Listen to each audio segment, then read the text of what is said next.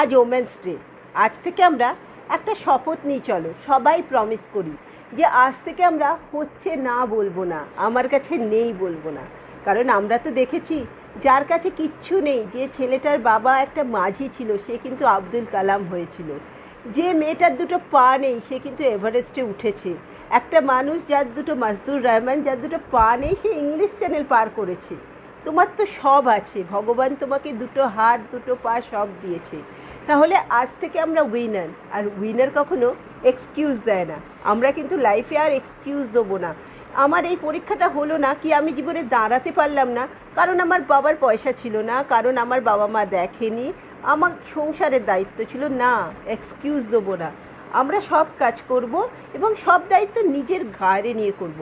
কারণ জানো, যারা উইনার হয় তারা লাইফে কোনো দিন এক্সকিউজ দেয় না।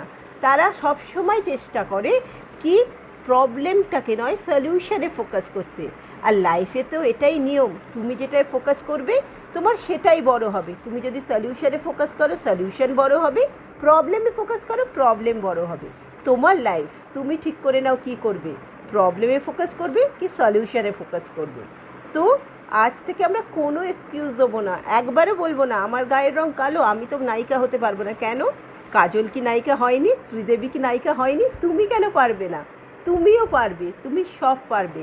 আমি তো বেটে, আমি পারবোই না? পৃথিবীর কত বেটে মানুষ পৃথিবীকে জয় করেছে। সচিন তেন্ডুলকার আছে চোখের সামনে, নেহা কক্কর আছে গান করে, প্রচুর এরকম বেটে মানুষ আছে। রানী মুখার্জি অত বেটে হাইট, তাও সে রানী মুখার্জি হয়েছে।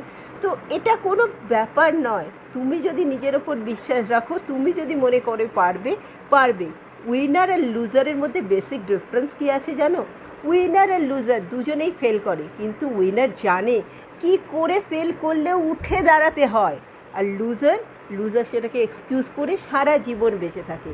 কারণ একটাই, উইনার নিজের রেসপন্সিবিলিটি নিজে নেয়, আর লুজার লুজার কখনো নিজের রেসপন্সিবিলিটি নিজে নেয় না, অন্যকে রেসপন্সিবিলিটি দিয়ে দেয় যে আমি তো এটা করতে পারিনি, তার কারণ আমার এখানে বাড়িতে সঙ্গতি ছিল না, আমার বাবা মা সাপোর্ট করেনি, আমার এটা হয়নি ওটা হয়নি।